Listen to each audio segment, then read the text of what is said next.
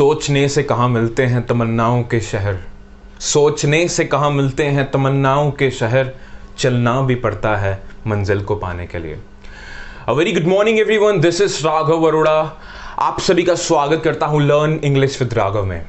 जैसे कि आप देख सकते हैं, अपने बैनर में देखा भी होगा कि आज से मैं इंग्लिश स्पीकिंग फॉर बिगिनर्स एक ऐसा कोर्स स्टार्ट करने वाला हूं जो बिगिनर्स के लिए, जिनको इंग्लिश बिल्कुल नहीं आती या जिनको इंग्लिश थोड़ी बहुत आती है, उनके लिए एक परफेक्ट कोर्स है।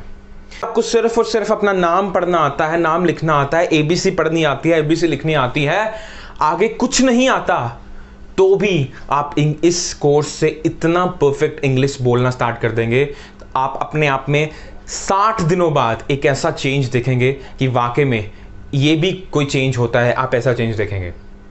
और मैं, जैसे कि मैंने आपको बताया, ये बिगिनर्स वाला कोर्स है, बेसिक से स्टार्ट करने वाला हूं। और अगर आपको कुछ लगे कि हाँ ये तो काफ़ी बेसिक समझा रहा है, ये तो मुझे आता है, क्यों ना मैं इसको स्किप कर लूँ, बट ऐसे करने की गलती बिल्कुल मत करना। क्यों ना करना? बिकॉज वो बेसिक्स शायद आपको पता हो, बट उस बेसिक्स को मैं आगे लेकर कैसे जोड़ूंगा, आगे मैं कैसे कनेक्ट करने वाला हूं, ये आपको शायद ना पता हो। तो कोई भी चीज स्किप मत करना, हर वीडियो को एंड तक देखना। और जो भी मैं होमवर्क दूंगा ना, जैसे मैंने आज कुछ सेंटेंसेस दिए कि मैंने आपको ये सेंटेंसेस दिए, इसकी इंग्लिश बनाकर घर से लेकर आना। अगर आप बिल्कुल परफेक्ट होना चाहते हैं इंग्लिश में, तो आपको होमवर्क भी जरूर करना पड़ेगा। तो आइए बिना किसी देरी से स्टार्ट करते हैं आज का इंग्लिश स्पीकिंग का course for beginners. So let's start. तो आज के डे 1 में आप सभी का स्वागत है। सबसे पहले समझेंगे इंग्लिश में सब्जेक्ट क्या होता है। अब कुछ लोग कहेंगे सब्जेक्ट सर मैथमेटिक्स सब्जेक्ट है, मेरा फिजिक्स सब्जेक्ट है, मेरा इकोनॉमिक्स सब्जेक्ट है। बट मेरे भाई, मेरे दोस्त, बिल्कुल नहीं, इंग्लिश में ये सब्जेक्ट नहीं होता। फिर इंग्लिश में सर सब्जेक्ट क्या होता है? इंग्लिश में सब्जेक्ट होता है कर्ता। सर ज़्यादा हिंदी कर रहे हो, थोड़ी अंडरस्टैंडिंग वाली भाषा में समझाओ ना। तो मेरे दोस्त, कर्ता क्या होता है, सब्जेक्ट क्या होता है? सब्जेक्ट इंग्लिश में अगर आसान भाषा में समझना चाहता है तो ये समझ ली कि सब्जेक्ट होता है काम करने वाला। काम करने वाला सर, वो कैसे? काम करने वाला मतलब मैं खाना खा रहा हूं, कौन खाना खा रहा है? मैं खाना खा रहा हूं। काम कौन कर रहा है? मैं कर रहा हूं, मैं सब्जेक्ट हूं। सर और कोई एग्जांपल दीजिए ना। वह पानी बहा रहा है, पानी कौन बहा रहा है? काम कौन कर रहा है? वह कर रहा है, वह एक सब्जेक्ट है। मैं खाना खाकर नहाने जाता हूं, खाना खाकर नहाने कौन जा रहा है? मैं जा रहा हूं, मैं एक सब्जेक्ट हूं।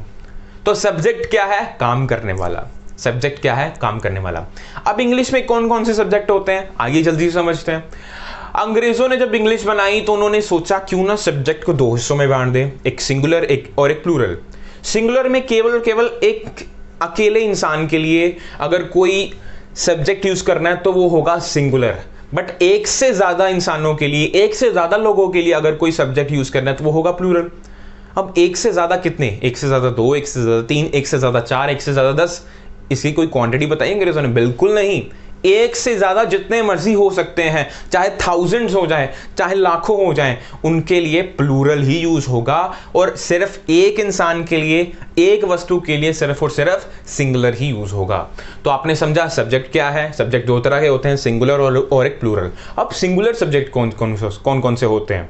सिंगुलर सब्जेक्ट्स में आता है, सबसे पहले आता है ही क्या होता है? ही होता है वह, उसे, कि वह खाना खा रहा है, वह यहां सब्जेक्ट यूज हुआ, वह उसे। अब ये वह किसके लिए यूज होता है? ही किसके लिए यूज होता है? मैंने कह दिया वह और उसे, बट आखिरकार ये बॉय के लिए यूज होता है, आखिरकार ये एक लड़के के लिए यूज होता है। सो वह, ही, उसे एक लड़के के लिए यूज होता है। अगला सब्जेक्ट है शी किसके लिए यूज होता है? शी का मतलब है वह या उसे। ये यूज होता है किसी लड़की के लिए, किसी गर्ल के लिए। ओके, वह नहा रही है, शी इज बाथिंग। तो शी किसके लिए यूज हो रहा है? एक लड़की के लिए। अगला यूज करते हैं, अगला है नेम का मतलब है नाम। किसी नेम मतलब कोई ऐसा सब्जेक्ट है, जैसे मैं क्या कहूंगा, राघव खाना खा रहा है, राघव इज ईटिंग। तो राघव एक सब्जेक्ट है, तो ये भी नेम भी एक सब्जेक्ट है। अगला समझते हैं, अगला सब्जेक्ट क्या है? अगला सब्जेक्ट है इट का मतलब है यह। इट यूज होता है किसी वस्तु के लिए, किसी ऑब्जेक्ट के लिए। जैसे ये कोई कॉपी है, इसको कहूंगा इट इज ए कॉपी। ठीक है, तो ये किसके लिए यूज हो रहा है? इट किसके लिए यूज हो रहा है? यह के लिए यूज हो रहा है, जो कि एक ऑब्जेक्ट के लिए यूज होता है। तो आपने समझा सिंगुलर में कौन कौन से सब्जेक्ट आते हैं। अब समझते हैं प्लूरल में कौन कौन से सब्जेक्ट आते हैं। प्लूरल में जो सब्जेक्ट सबसे पहले आता है वो है आई। आई मतलब मैं। वैसे तो आई एक सिंगुलर होना चाहिए, बट एक्चुअल में आई क्या है, एक प्लूरल है। मैं तो अकेला हूं पर फिर भी उसको प्लूरल में मानते हैं। ये क्यों मानते हैं ये मैं आपको अगली वीडियो में समझाऊंगा, आने वाली वीडियोस में समझाऊंगा। अब समझते हैं अगला सब्जेक्ट कौन सा है। प्लूरल में सबसे पहले समझा आपने आई एक प्लूरल सब्जेक्ट है। सेकंड सब्जेक्ट कौन सा है, वी, हम क्या है, ये भी एक प्लूरल सब्जेक्ट है। यू, तुम, ये भी एक प्लूरल सब्जेक्ट है। और दे मतलब वे, ये भी एक प्लूरल सब्जेक्ट है। तो आपने समझ लिया सब्जेक्ट क्या है। अब आइए इस बात करते हैं हेल्पिंग वर्ब क्या है। हेल्प का मतलब सहायता करना। तो हेल्पिंग वर्ब कौन सी है, ऐसी वर्ब जो सेंटेंस को बनाने में मेरी सहायता करती है। वैसे तो हेल्पिंग वर्ब्स काफी हैं, is, am, are, was, were, can, could, should, may, might, काफी सारी हेल्पिंग वर्ब्स हैं। बट आज की जो वीडियो में बस 2 हेल्पिंग वर्ब्स बताऊंगा। ये 2 बिल्कुल याद कर लेना, बिल्कुल आपके दिमाग में से नहीं निकलने चाहिए। कल मैं जरूर पूछने वाला हूं आप सभी से। तो कौन कौन सी 2 हेल्पिंग वर्ब बताने जा रहा हूं। एक होती है शुड और एक होती है कैन। शुड कहां यूज होती है, शुड का मतलब है चाहिए। जब कभी भी हम चाहिए की बात करें, मुझे खाना चाहिए, मुझे रोटी चाहिए, मुझे पेन चाहिए, मुझे पेंसिल चाहिए, जब कभी भी चाहिए की बात करेंगे तो हेल्पिंग वर्ब हमेशा यूज होगी शुड। कैन किसके लिए यूज होती है, कैन होती है सकता है, सकती है, सकते हैं। जब कभी भी मैं खाना खा सकता हूं, मैं खेल सकता हूं, मैं पानी पी सकता हूं, जब ऐसे वर्ड सेंटेंसेस आए तो यहां हेल्पिंग वर्ब कौन सी होगी, कैन। तो कौन कौन सी हेल्पिंग वर्ब सब्जी आपने, कैन और शुड। आगे बात करते हैं वर्ब्स की। वर्ब क्या होता है, वर्ब होता है काम, कोई भी काम। मैं खाना खा रहा हूं, मैं क्या काम कर रहा हूं, खाना खा रहा हूं ना, मतलब खाना, तो ये क्या है, वर्ब। मैं खेल रहा हूं, खेल एक वर्ब है ना, कोई काम है ना, मैं खेल रहा हूं, मैं कोई काम कर रहा हूं, मींस खेल क्या है, एक वर्ब है। तो आपने समझा वर्ब क्या होती है, आपने समझा सेंटेंस में सब्जेक्ट क्या होता है, आपने समझा हेल्पिंग वर्ब क्या होती है। अब सेंटेंस को बनाना कैसे है, सेंटेंस का स्ट्रक्चर कैसे करना है, इसका रूल क्या है। तो इसका रूल है, सबसे पहले सब्जेक्ट आएगा, उसके बाद हेल्पिंग वर्ब आएगी और उसके बाद वर्ब आएगी। अब एग्जाम्पल से आपको समझाता हूं। अब आपको एग्जाम्पल से समझाता हूं। एग्जाम्पल क्या है, मान लीजिए मैं खेल सकता हूं। मैं क्या है, एक सब्जेक्ट। तो मैं के लिए कौन सा सब्जेक्ट यूज होगा, आई। मैंने आई लिख दिया। खेल सकता हूं, अब जैसे कि मैंने आपको रूल में बताया, मैं खेल सकता हूं में सब्जेक्ट का रूल क्या है, सब्जेक्ट पहले आएगा फिर हेल्पिंग वर्ब आएगी। तो मैं खेल सकता हूं एक हेल्पिंग वर्ब है, जिसके लिए मैंने हेल्पिंग वर्ब आपको बताई थी, वो है कैन। सो आएगा आई कैन।